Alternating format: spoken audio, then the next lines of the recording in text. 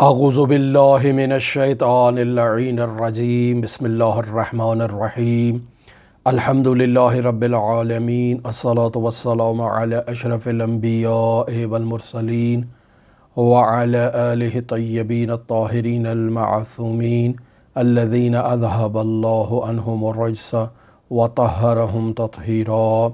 اللہم صلی علی محمد وآل محمد اللہم اخرجنا من الظلمات الوہم واکرمنا بنور الفہم اللہم افتح علینا ابواب رحمتک وانشر علینا خزائن علومک برحمتک یا ارحم الراحمین اللہم وفقنا للعلم والعمل بہ۔ ہماری آپ کے ساتھ گفتگو مرجعیت عظمیٰ حضرت آیت اللہ شیخ محمد تقی بہجت فومنی کے حالات زندگی واقعات پر جاری تھی، اور ہماری گفتگو اس مرحلے پر آن پہنچی کہ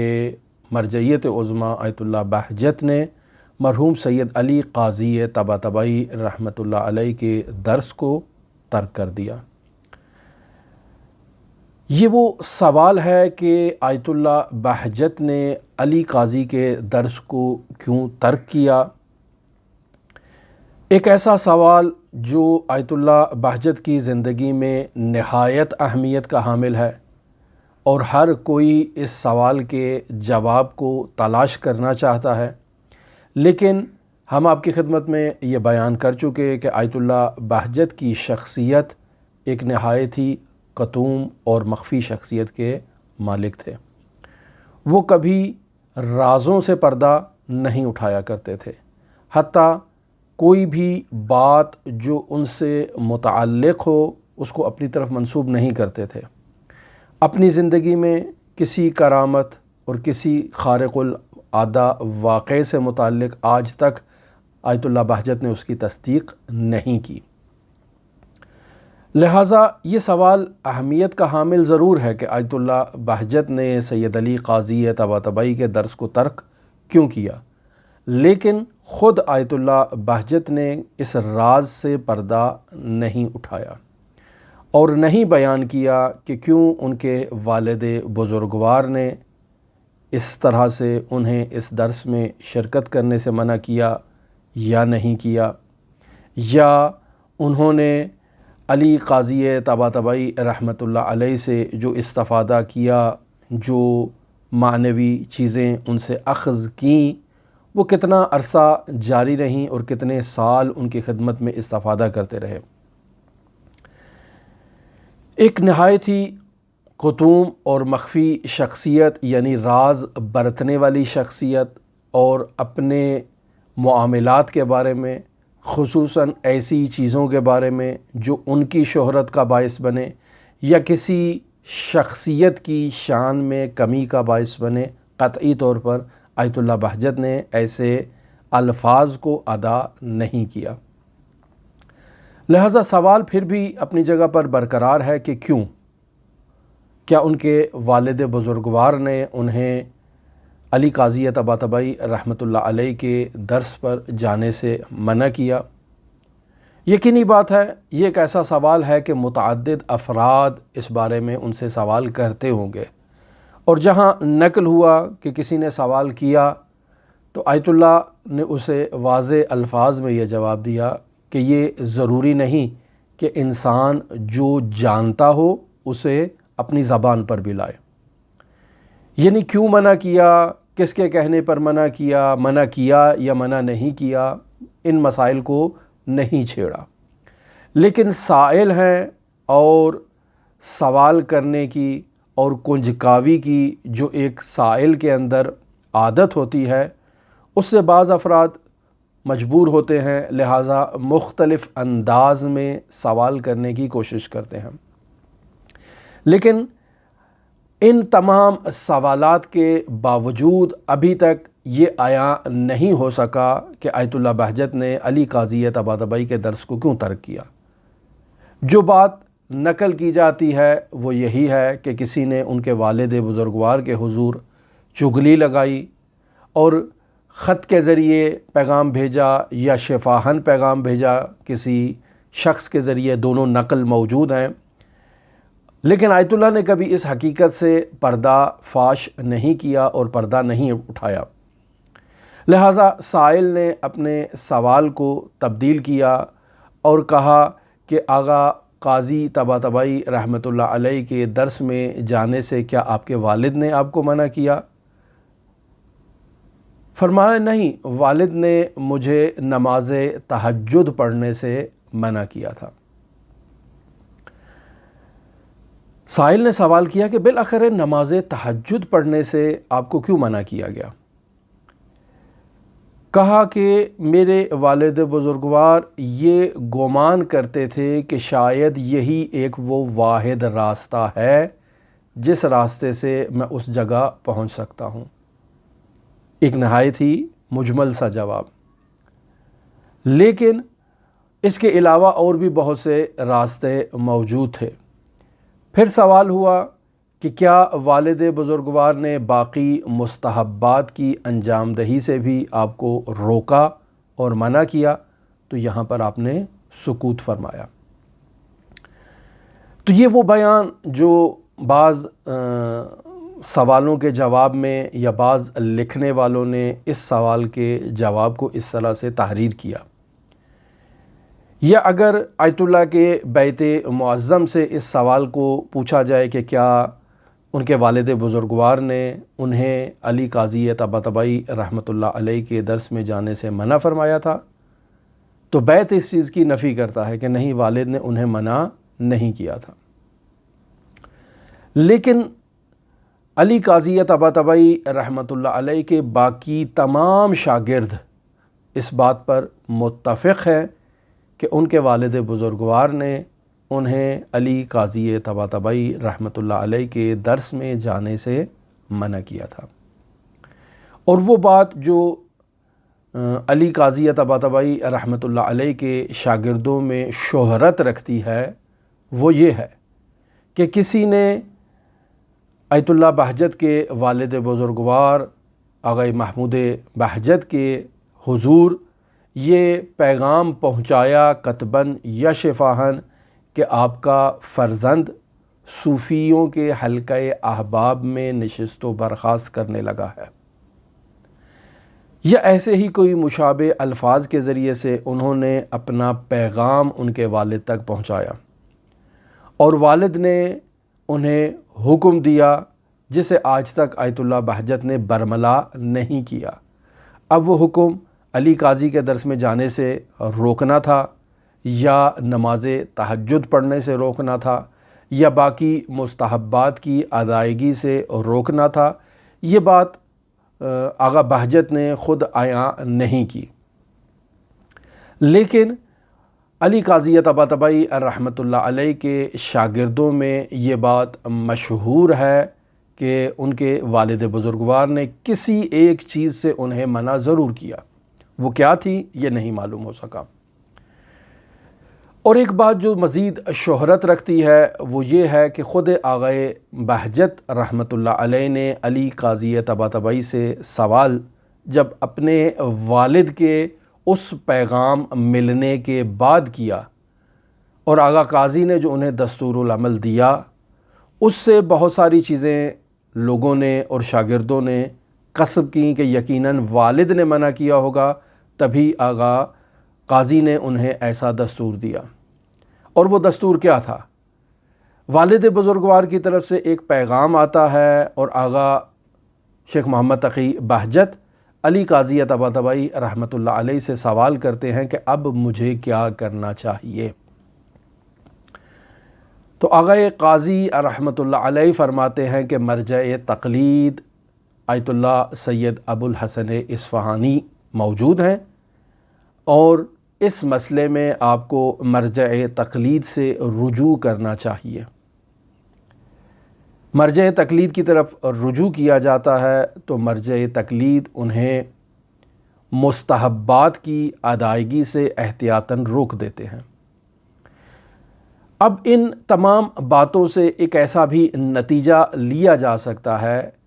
کہ آغا بہجت کے والد بزرگوار نے انہیں کوئی ایسا دستور دیا جس دستور کی تکمیل کے لیے انہیں مرجع تقلید کی طرف رجوع کرنا پڑا، اور مرجع تقلید نے انہیں مستحبات کی ادائیگی سے روک دیا۔ اب نماز تہجد خود ایک مستحب عمل ہے، اس کے علاوہ نماز کے اندر یا زندگی میں اور بہت سارے مستحب اعمال موجود ہیں، یا اس کے علاوہ خود واجب درسوں کے علاوہ دوسرے دروس میں شرکت کرنا جو اخلاقی نوعیت کے ہوں، وہ بھی ایک مستحب عمل ہے۔ تو جب مرجعیت عظمیٰ نے انہیں مستحبات سے روک دیا تو آیت اللہ بہجت رحمۃ اللہ علیہ کی زندگی میں ایسے بہت سے واقعات نقل ہیں کہ جہاں انہوں نے مستحبات کو ترک کر دیا، نماز تہجد پڑھنا چھوڑ دی، حتیٰ نقل ہوا کہ نماز میں بھی واجبات پر اکتفا کرتے تھے اور احتیاطاً باقی تمام مستحبات کو ترک کر دیا کرتے تھے۔ اس کے علاوہ جو درس مستحب ہونے کا جنبہ رکھتے ہوں انہیں بھی ترک کر دیا، جن میں علی قاضی طباطبائی رحمۃ اللہ علیہ کا درس بھی شامل ہے۔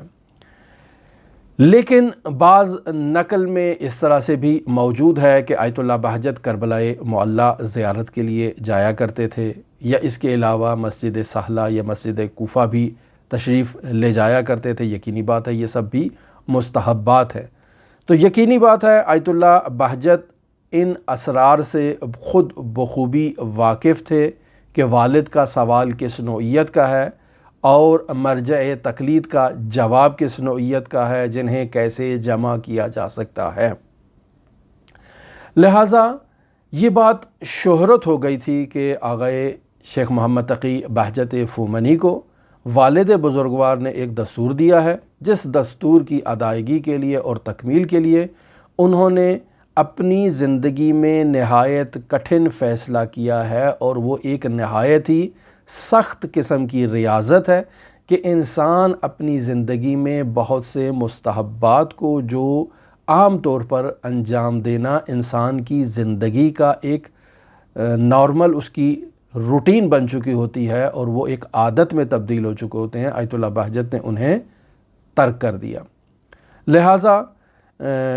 مشہور و معروف ہے اور ناقل بھی آیت اللہ علی محمد بروجردی ہیں، جو مرجعیت عظمیٰ آیت اللہ بروجردی کے بعد جنہیں حوزہ علمیہ قم المقدسہ کی زعامت کے لیے انہیں انتخاب کیا گیا، لیکن انہوں نے اس بات کو ایکسیپٹ نہیں کیا، اور وہ بھی علی قاضی طباطبائی رحمۃ اللہ علیہ کے شاگرد تھے، اور دونوں بزرگ شخصیات مرجعیت عظمیٰ محمد حسین اصفہانی کومپانی رحمۃ اللہ علیہ کے درس میں شریک ہوا کرتے تھے۔ تو آغا علی محمد بروجردی اس بات کو نقل کرتے ہیں کہ مرجعیت عظمیٰ محمد حسین اصفہانی نے آیت اللہ بہجت کی سفارش کرنے کی کوشش کی ان کے والد بزرگوار کو۔ پہلے یہ طے پایا کہ خود مرجعیت عظمیٰ ایک خط تحریر کریں گے آغائے محمود بہجت کے لیے، جو آغا بہجت کے والد بزرگوار تھے، لیکن پھر یہ طے پایا کہ خود آغائے بہجت اپنے والد بزرگوار کے لیے ایک خط تحریر کریں گے، اور مرجعیت عظمیٰ اس خط کے بارڈر پر اپنا حاشیہ تحریر کریں گے اور اس میں ان کے والد بزرگوار سے کوئی تقاضا کریں گے۔ لہٰذا ایسے ہی ہوا، آیت اللہ بہجت نے خط تحریر کیا اور مرجعیت عظمیٰ نے اس کے کناروں پر اور حاشیوں پر اپنا پیغام ان کے والد بزرگوار تک پہنچانے کی کوشش کی۔ یہاں علی محمد بروجردی لکھتے ہیں کہ آغائے اصفہانی نے یہ بیان کیا کہ پہلے میں نے یہ سوچا کہ میں ان کے والد کو تھوڑا سختی سے پیش آؤں، تھوڑا ڈانٹ دوں تاکہ وہ میری بات کو زیادہ جدی لیں، لیکن پھر انہوں نے یہ بیان کیا کہ میں نے یہ کہا کہ وہ والد ہیں اور وہ اپنی اولاد کو کوئی بھی حکم دے سکتے ہیں، لہٰذا نرمی سے برخورد کی اور اپنا پیغام ان کے والد بزرگوار تک پہنچایا، لیکن اس پیغام کا بھی کوئی نتیجہ نہیں نکلا، اور آیت اللہ شیخ محمد تقی بہجت کی روٹین اسی طرح سے برقرار رہی اور وہ سخت اور دشوار عمل اپنی زندگی میں انجام دیتے رہے۔ یہاں سوال یہ پیدا ہوتا ہے کہ علی قاضی طباطبائی رحمۃ اللہ علیہ کے انتقال سے پہلے آغا محمود بہجت کا انتقال ہو جاتا ہے، تو سوال یہ پیدا ہوتا ہے کہ آغا بہجت دوبارہ والد کے انتقال کے بعد علی قاضی طباطبائی کے حضور کیوں نہیں گئے؟ تو آغا بہجت کی زندگی میں یہ روٹین معمول تھی کہ جب تک ان کے والد زندہ تھے انہوں نے نماز تہجد نہیں پڑھی اور مستحبات کی ادائیگی میں بھی سختی سے دشوار وظائف کیے اور مستحبات کی ادائیگی کو بھی ترک کر رکھا تھا۔ والد کے انتقال کے بعد بھی وہ آغا قاضی کے درس میں نہیں گئے اور اسی روٹین کو برقرار رکھا۔ اس کا ایک جواب اس طرح سے بیان کیا جاتا ہے کہ الظاہر آغا بہجت نے وہ محدود مدت جو علی قاضی طباطبائی کے حضور استفادہ کیا، تو تمام وہ چیزیں جو آغا قاضی سے سیکھنا ضروری تھی اس مدت میں آغا بہجت نے ان سے دریافت کر لیں اور سیکھ لیں۔ خود آغا بہجت رحمۃ اللہ علیہ بھی اس بات کو نقل کرتے ہیں کہ وہ آخری دن جس دن میں آغا قاضی کی خدمت میں شرف یاب ہوا اور ان سے استفادہ کر رہا تھا، تو ان کی باتوں سے مجھے ایسے محسوس ہو رہا تھا کہ یہ میری اور ان کی آخری ملاقات ہے، لہٰذا وہ ضروری وظائف اور ضروری باتیں مجھے تعلیم دے رہے تھے کہ گویا اب اس کے بعد میں نے ان سے ملاقات نہیں کرنی ہے، لہٰذا جو چیزیں ضروری تھیں وہ آغا بہجت کو تعلیم دے دی گئی۔ اور تیسرا پوائنٹ وہ یہ ہے کہ آغا بہجت کا اور آغا قاضی کا ظاہری طور پر رابطہ منقطع ہو چکا تھا، یعنی الظاہر آغا بہجت آغا قاضی کے درس میں شریک نہیں ہوتے تھے، ان سے ملاقات نہیں کرتے تھے، لیکن ان دونوں کا آپس میں باطنی رابطہ یہ ہمیشہ برقرار رہا، یہاں تک کہ آغا بہجت خود بعض مسائل کو نقل کرتے ہیں جو علی قاضی طباطبائی رحمۃ اللہ علیہ سے متعلق ہیں یا حتیٰ ان کے انتقال کے بعد سے متعلق ہیں۔ پس مکاشفے میں، خواب میں یا پیغامات کے ذریعے سے علی قاضی طباطبائی آغا بہجت رحمۃ اللہ علیہ کو گائیڈ کرتے اور ان کی رہنمائی کیا کرتے تھے۔ یہ وہ واقعہ جسے خود آغا بہجت رحمۃ اللہ علیہ نے علی قاضی طباطبائی کے ایک خواب سے متعلق نقل کیا اور فرمایا کہ خواب میں نے انہیں مشاہدہ کیا ہے اور انہیں دیکھا ہے اور ان کے انتقال کے بعد دیکھا ہے، اور وہ تھوڑا ناراحت سے محسوس ہو رہے ہیں، تو میں نے ان سے وجہ دریافت کی کہ کیا وجہ ہے کہ آپ تھوڑا ناراحت ہیں، تھوڑا ناراض ہیں، تھوڑا افسردہ سے ہیں؟ تو انہوں نے یہ جواب دیا کہ کاش میں اپنی زندگی میں ہر روز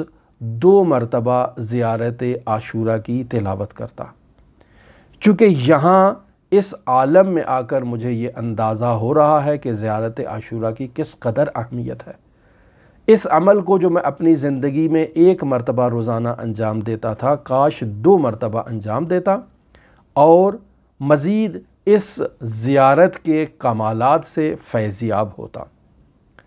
مزید آیت اللہ بہجت کو علی قاضی طباطبائی رحمۃ اللہ علیہ نے وظیفہ دیا جب انہوں نے اپنے والد بزرگوار یا مرجعیت عظمیٰ کی ہدایت پر علی قاضی طباطبائی کے درس کو ترک کر دیا، ان کے حضور اور ان کی صحبت کو ترک کر دیا۔ وہ وظیفہ کیا تھا اسے ہم کل بیان کریں گے، لیکن ایک سوال ہے۔ کسی نے سوال کیا محترم نے ہمارے کل کے یا پرسوں کے درس کے ذیل میں کہ حوزہ علمیہ نجف اشرف میں فلسفہ اور عرفان کی مخالفت کیوں ہوتی ہے، جبکہ وہاں مرجعیت عظمیٰ ابوالحسن اصفہانی موجود ہیں، مرزائے نعینی موجود ہیں، ابوالحسن اصفہانی کے علاوہ اور بہت ساری جلیل القدر شخصیات موجود ہیں، اور بطور قطع حوزہ نجف ایک ایسا نجف تھا کہ جو اخلاقی اعتبار سے ایسے علماء کی موجودگی وافر مقدار میں موجود تھی وہاں، جنہوں نے عرفاء سے اور فلاسفہ سے استفادہ کر رکھا تھا، جو یقینی بات ہے فلسفے اور عرفان کے مشرب کے مخالف نہیں تھے، لیکن اس کے باوجود اس حوزے میں ایسے عناصر موجود تھے کہ جو شدت کے ساتھ فلسفے اور عرفان کی مخالفت کرتے تھے، اور ان کی مخالفت اس شدت میں ہوا کرتی تھی کہ وہ ان افراد کو کہ جو ان وادیوں کے مسافر ہیں، ان کو تکالیف پہنچانے سے بھی گریز نہیں کر سکتے تھے۔ اور ہم نے مرحوم قاضی کی زندگی میں بیان کیا کہ ان کے قتل تک کا کئی دفعہ پلان کیا گیا، حتیٰ ان کے گھر کے اندر قاتل پہنچ گیا، لیکن وہ انہیں قتل نہیں کر سکا۔ اور ایسے میں مرجعیت عظمیٰ نے ان کو سپورٹ بھی کی اور ان کی حفاظت بھی کی۔ تو آیت اللہ قاضی جو اپنی ساری زندگی درسوں کو مخفیانہ طور پر انجام دیتے رہے، بنیادی وجہ یہی مخالفت ہے۔ لیکن یہ مخالفت صرف حوزہ نجف اشرف سے متعلق نہیں۔ آپ نے خود اپنے سوال کے ذیل میں لکھا کہ قم المقدسہ میں بھی مرجعیت عظمیٰ آغا برجردی کی موجودگی میں علی قاضی طباطبائی رحمۃ اللہ علیہ کے گراں قدر شاگرد مفسر قرآن علامہ محمد حسین طباطبائی رحمۃ اللہ علیہ کو بھی مشابہ مشکلات کا سامنا تھا، اور ان کے درس میں بھی رخنہ ڈالا جاتا تھا اور انہیں بھی درس سے روکا جاتا تھا۔ مرجعیت عظمیٰ پر دباؤ ڈالا جاتا تھا کہ وہ کسی طرح سے اس درس کو منقطع کرے۔ تو عزیزان محترم، یہ صرف نجف یا قم کی خاصیت نہیں ہے، بلکہ جہاں کہیں بھی حوزہائے علمیہ دائر ہیں، وہاں کچھ ایسے افراد موجود ہوتے ہیں کہ جو کسی نہ کسی طرح سے وہاں کے ماحول کو ڈسٹرب کرنے کی کوشش کرتے ہیں، اس ماحول میں خرابی لانے کی کوشش کرتے ہیں، اور منفی جو کردار ہے اس کو عطا کرنے کی کوشش کرتے ہیں۔ ان افراد میں اگر علمی صلاحیت ہو اور علمی انداز میں برہان کے ذریعے سے وہ اپنی بات القاء کریں، تو یقینی بات ہے برہان کا اور دلیل کا جواب دلیل سے دیا جاتا ہے۔ لیکن اگر بات برہان سے آگے نکل جائے، بات ہاتھا پائی تک آ جائے، بات جو ہے وہ لڑائی جھگڑے تک آ جائے، تو ایسے میں ہمیشہ بزرگان کی یہی روش ہے کہ وہ ان چیزوں سے اجتناب کرتے ہیں۔ جب تم جاہلوں سے برخورد کرو تو قالو سلاما، اذا خاطبہم الجاہلون قالو سلاما، تو ان سے سلامتی کے ساتھ، نہایت ہی نرمی کے ساتھ پیش آنا، یہی اصولوں کا تقاضا ہے اور یہی قرآنی تعلیمات ہے۔ لہٰذا ہر دور میں مرجعیت نے ایسے افراد کے ساتھ مدارا کیا۔ کیا آپ کو وہ واقعہ بھول گیا کہ جب مرحوم امام خمینی رحمۃ اللہ علیہ کا بیٹا حرم مطہر حضرت فاطمہ معصومہ سے باہر نکلتا ہے اور وہاں جو پانی کی سبیل ہے وہاں سے ایک گلاس سے یا ایک کپ سے یا ایک کاسے سے پانی پیتا ہے، اور جب چلا جاتا ہے تو پیچھے سے افراد اس برتن کو توڑ دیتے ہیں اور کہتے ہیں کہ اب اس برتن میں پانی نہیں پیا جا سکتا۔ سوال کیوں؟ چونکہ ان کا باپ امام خمینی فلسفے کی تعلیم دیتا ہے۔ تو یہ تحجر اور یہ سخت بینی ہمیشہ حوزہائے علمیہ میں رہی ہے اور ہمیشہ سے آئندہ بھی مستقبل میں رہے گی۔ سوال آج کیا حوزہائے علمیہ ان چیزوں سے مستثنا ہے؟ نہیں، آج بھی حوزہائے علمیہ میں ایسے عناصر موجود ہیں۔ آپ قم المقدسہ میں دیکھ لیں، کیا وہ مدارس ابھی تک دائر نہیں ہیں کہ جن میں فلسفے کی تعلیم حرام ہے؟ کیا وہ شخصیات آج حوزہائے علمیہ میں موجود نہیں ہیں کہ جو فیلسوف حضرات کو، مثلا آیت اللہ جوادی آملی کو، مرحوم آیت اللہ حسن زادہ آملی کو، یا ایسی مشابہ شخصیات کو تکالیف پہنچاتی رہی ہیں؟ کیا آیت اللہ حسن زادہ آملی کے گھر پہ پتھراؤ نہیں کیا گیا؟ یہ سب واقعات اپنی جگہ پر موجود ہیں، اور ان تمام واقعات کی بنیادی وجہ کچھ ایسے عناصر کی موجودگی ہے کہ جو یا تو علمی برہان نہیں رکھتے، اس وجہ سے ایسے ہتھ کنڈوں پر اتر آتے ہیں، یا پھر علمی برہان رکھتے ہیں۔ وہ افراد جو علمی برہان رکھتے ہیں وہ ایسے کام ہرگز نہیں کرتے، وہ صرف برہانی اعتبار سے اپنی نظر بیان کرتے ہیں اور اپنی نظر کو اجرا کرنے کی کوشش کرتے ہیں۔ لیکن وہ افراد جن کے پاس برہان کی کمی ہوتی ہے وہ عملی طور پر میدان میں اترتے ہیں اور حوزے کے ماحول کو متشنج کرنے کی کوشش کرتے ہیں۔ اب ایسے میں مرجعیت عظمیٰ کا یہ کردار ہے کہ وہ حوزے کے ماحول کو آرام کے ساتھ، ایک ایسی جو پالیسی کے ساتھ حوزے کے ماحول کو آگے لے کر چلے کہ جس طرح سے، جس ماحول کے ذریعے سے عوام کے اوپر ایک منفی اور ایک نیگیٹو جو ہے وہ روحانیت کا جو چھاپ ہے وہ ان کے اوپر نہ پڑنے پائے۔ اور ہمیشہ تاریخ تشیع میں مرجعیت نے ایسا ہی پازیٹیو کردار ادا کیا ہے کہ وہ عوام کے درمیان جو علماء کے باہمی علمی اختلافات ہوتے ہیں یا عملی اختلافات ہوتے ہیں، کوشش یہ ہوتی ہے کہ انہیں عوام الناس کے درمیان مطرح نہ کیا جائے یا عوام الناس کے درمیان پیش نہ کیا جائے، یا ایسے انداز میں یہ باتیں آگے نہ پہنچیں کہ عوام کہیں کہ یہ لوگ خود آپس میں مل بیٹھ کر نہیں بیٹھ سکتے تو ہمیں کیا ہدایت کریں گے۔ وہ افراد کہ جو مکتب فلسفے و عرفان سے تربیت یافتہ ہیں، ان کی تہذیب کو، ان کی اخلاقی تربیت کو، ان کی اخلاقی برخورد کو اگر آپ دیکھیں تو وہ تمام اس قسم کی سرگرمیوں سے کنارہ کشی اختیار کرتے ہیں اور تہذیب نفس پر ترجیح دیتے ہیں۔ ایسے عناصر کا حوزہائے علمیہ میں موجود ہونا یہ خود ایک اس بات کی نوید ہے اور خوشخبری ہے کہ وہ افراد جو نااہل طبقے سے تعلق رکھتے ہیں وہ ان افراد کے جو منفی پروپیگنڈا ہے اس سے متاثر ہو کر ان نورانی محافل سے دور ہو جائیں گے، چونکہ ہر کسی کو نہ تو فلسفے کی تعلیم دی جا سکتی ہے، نہ عرفانی مطالب کی تعلیم دی جا سکتی ہے، لہٰذا اس میں صلاحیت کو مد نظر رکھنا یہ بہت ضروری ہے۔ لہٰذا وہ باتیں جو اسرار محمد و آل محمد ہیں وہ نااہل افراد تک پہنچانا یہ مناسب اقدام نہیں ہے۔ لہٰذا ہمیشہ مرجعیت عظمیٰ یا بزرگ عرفاء ایسے مخالفین کو ایک نعمت سمجھتے ہیں کہ ان کا وجود